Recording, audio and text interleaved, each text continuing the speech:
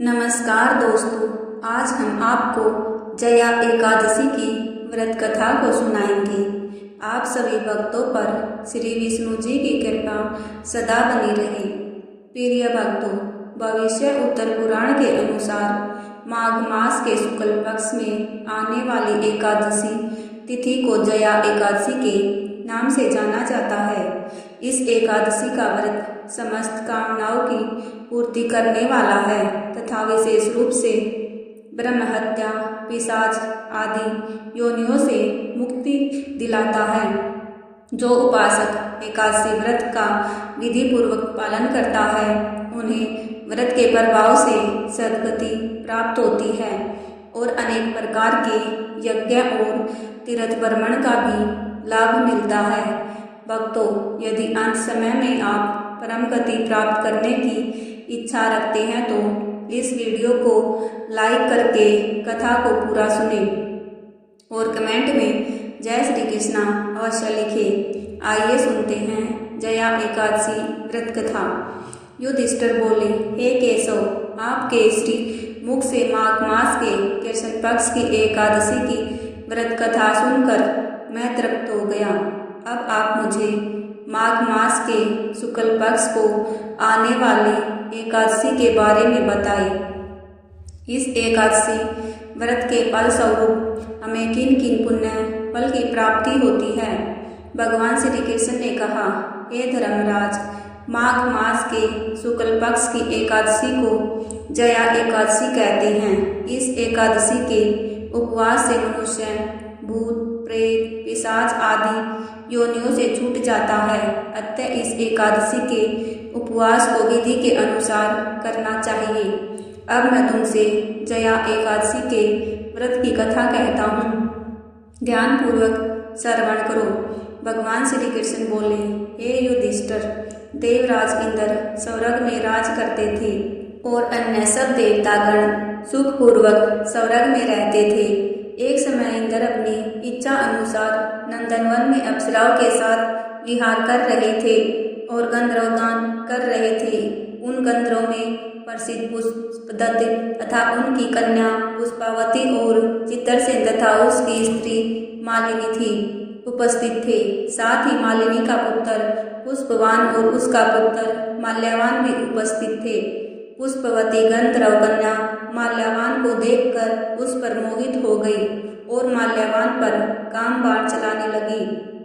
उसने अपने रूप, लावण्य और हाव भाव से माल्यावान को वश में कर लिया। हे राजन, वह पुष्पवती अत्यंत सुंदर थी। अब वह इंद्र को प्रसन्न करने के लिए गान करने लगे, परंतु परस्पर मोहित हो जाने के कारण उनका चित्त भ्रमित हो गया।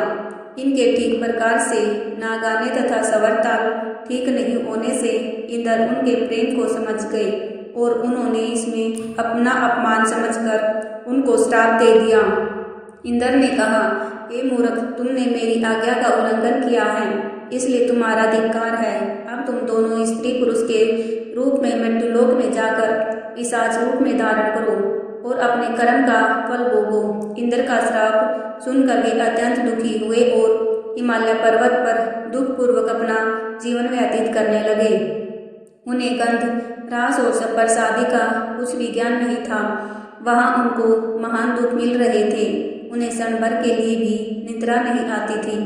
उस जगह अत्यंत ठंड थी, इससे उनके रोंगटे खड़े रहते और ठंड के मारे दांत बजते रहते। एक दिन पिशाच ने अपनी स्त्री से कहा कि पिछले जन्म में हमने ऐसे कौन से पाप किए थे जिससे हमको यह दुखदायी पिशाच योनि प्राप्त हुई है। इस पिशाच योनि से तो नरक के दुख सहना ही उत्तम है। अतः हमें अब किसी प्रकार का पाप नहीं करना चाहिए। इस प्रकार विचार करते हुए वह अपने दिन व्यतीत कर रहे थे। देवयोग से तभी माघ मास में शुक्ल पक्ष की जया एकादशी आई।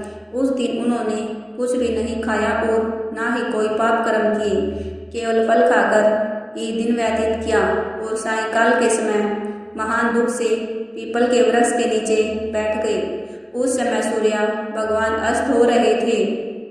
उस रात को अत्यंत ठंड थी, इस कारण वे दोनों ठंड के मारे बहुत दुखी होकर मृतक के समान आपस में चिपके हुए पड़े रहे। उस रात्रि को उनको निद्रा भी नहीं आई। हे राजन, जया एकादशी के उपवास और रात्रि के जागरण से दूसरे दिन होते ही उनकी पिशाच योनि छूट गई। अत्यंत सुंदर गंधर्व और अप्सरा की देह धारण कर सुंदर आभूषणों से अलंकृत होकर उन्होंने सौरभ को प्रस्थान किया। उस समय आकाश में देवता उनकी स्तुति करते हुए पुष्प वर्षा करने लगे। सौरभ लोक में जाकर इन दोनों ने देवराज इंद्र को प्रणाम किया। इंद्र इनको पहले रूप में देखकर अत्यंत आश्चर्यचकित हुए और पूछने लगे कि तुमने अपनी पिशाच योनि से किस तरह छुटकारा पाया, विस्तार पूर्वक कहो। मूल्यवान बोले कि हे इंद्र, भगवान विष्णु की कृपा और जया एकादशी के व्रत के प्रभाव से ही हमारी पिशाच योनि छूट पाई है। तब इंद्र बोले कि हे माल्यवान, भगवान की कृपा और एकादशी का व्रत करने से न केवल तुम्हारी पिशाच योनि छूट गई, बल्कि हम लोगों के भी वंदनीय हो गए हो, क्योंकि विष्णु और शिव के भक्त हम लोगों के वंदनीय हैं।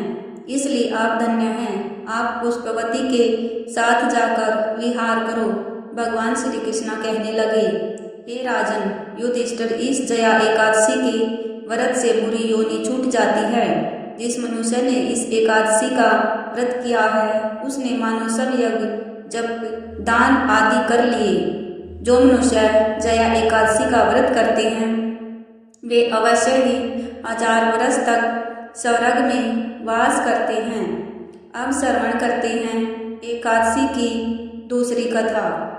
एक गांव में एक निर्धन जुलाहा दंपति रहता था। जुलाहे का नाम केशव और उनकी पत्नी का नाम मोहिनी था। वे दोनों बहुत परिश्रमी थे।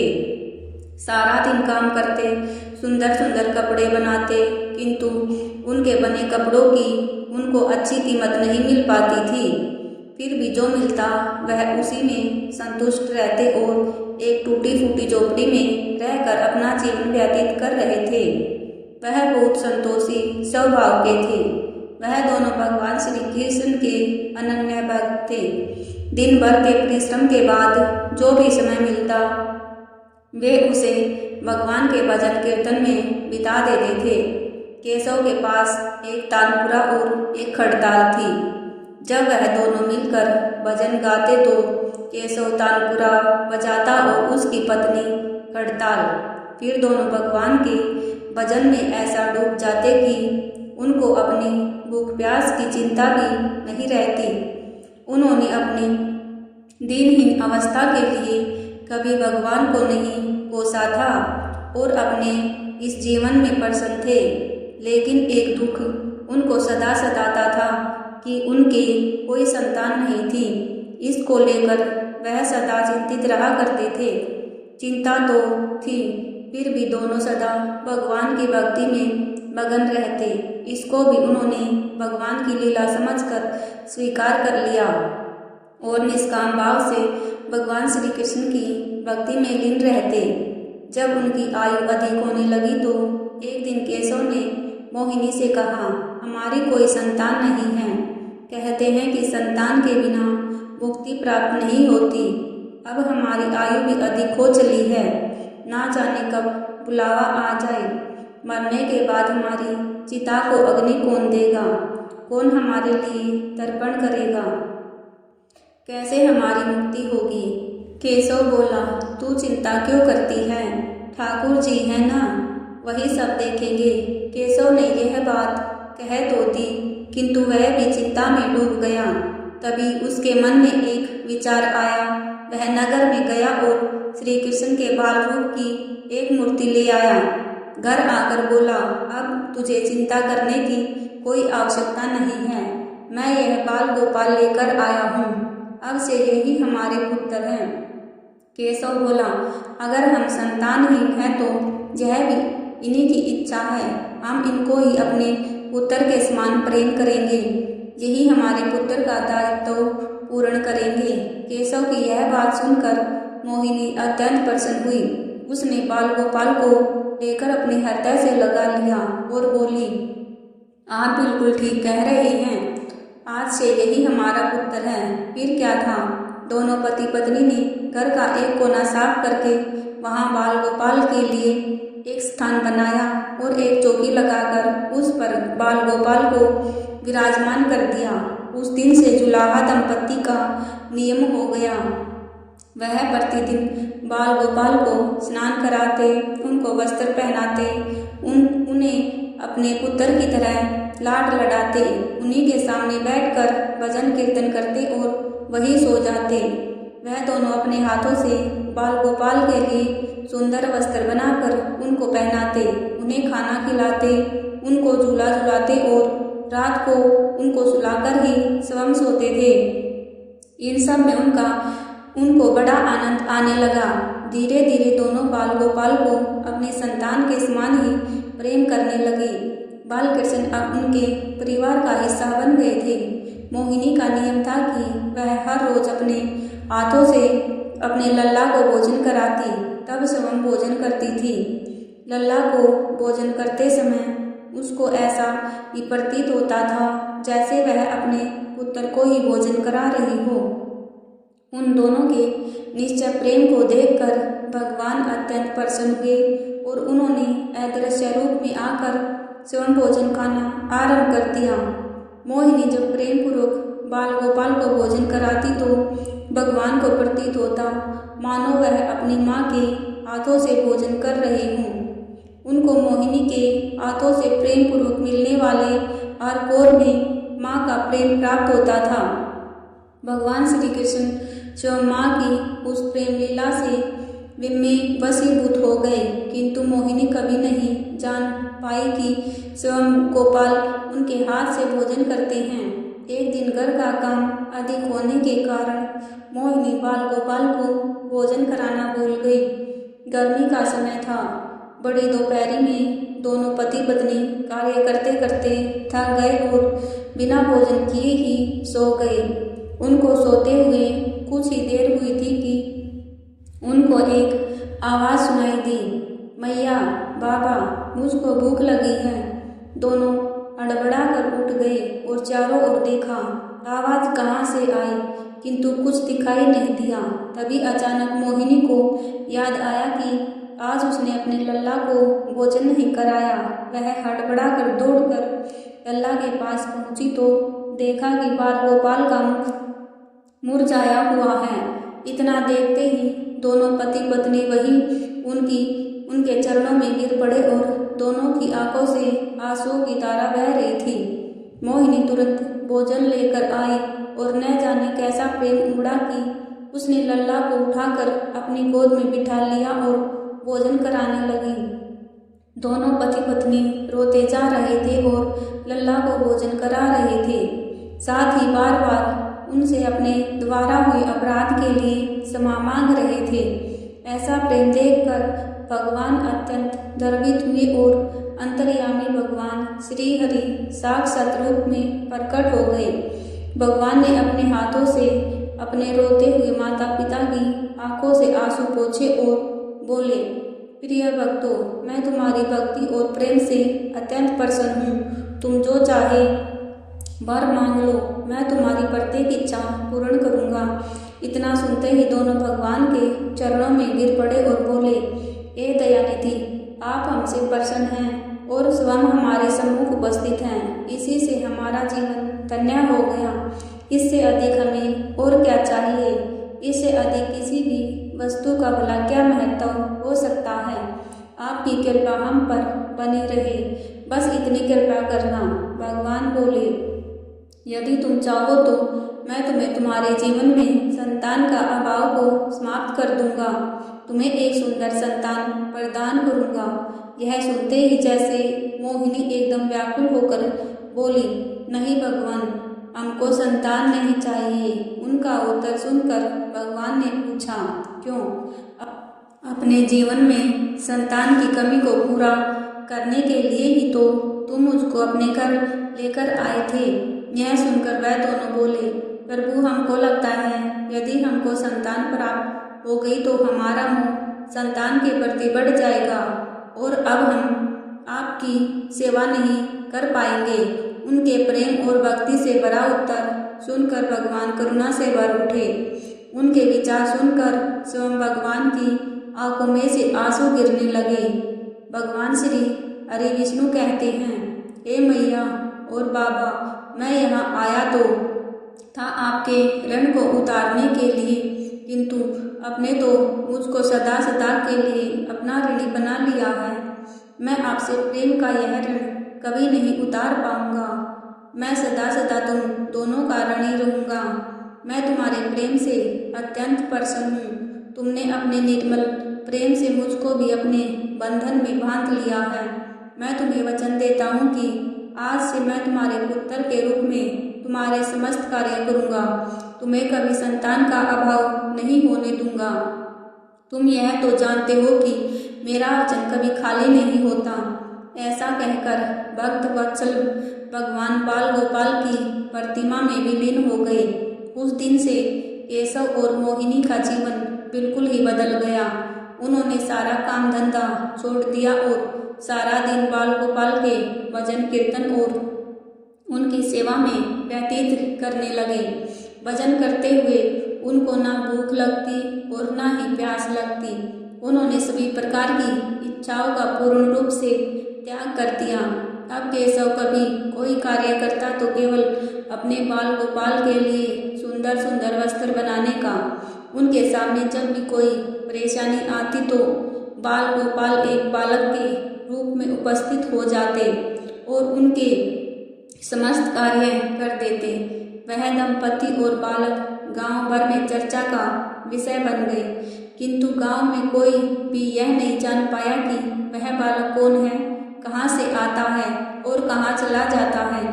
धीरे धीरे समय बीतने लगा। अब जुलाहा दंपति बूढ़े हो चले, किंतु भगवान की कृपा उन पर बनी रही।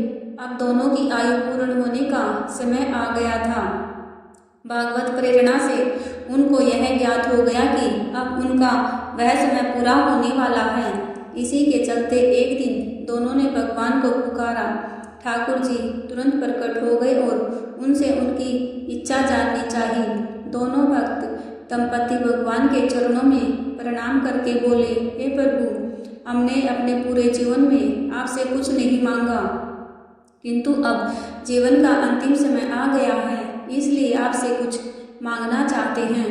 भगवान बोले, नहीं, निसंकोच होकर अपनी इच्छा कहो। मैं वचन देता हूँ कि तुम्हें तुम्हारी प्रत्येक इच्छा को पूरा करूँगा। तब बाल गोपाल के आगाध प्रेम में डूबे वह वृद्ध दंपति बोले, हे नाथ, हमने अपने पुत्र के रूप में आपको देखा है। आपने भी पुत्र के समान ही हमारी सेवा की है। अब वह समय आ गया है जिसके लिए कोई भी माता पिता पुत्र की कामना करते हैं।